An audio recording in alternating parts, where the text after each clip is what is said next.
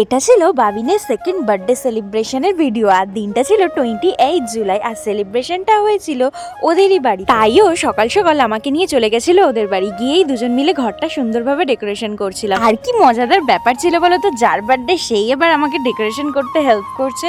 তো যাই হোক, ডেকোরেশনটা কেমন হয়েছে অবশ্যই কমেন্ট করে জানিও। তো দেখো, ডেকোরেশন কমপ্লিট করার পরেই এই ঢুঙিটা চলে এসেছিল। তো আমার বান্ধবী তানিয়া, তো দুজন মিলে নাচানাচি করছিলাম। একে একে সবাই এসে গেছিলো, তাই জন্য কেক কাটিং পর্বর জন্য রেডি হচ্ছিলাম। তো যাই হোক, কেকটা দেখতেই পাচ্ছ, কেকটা খুব সুন্দর যেমন দেখতে আর তেমনই ছিল টেস্টটা।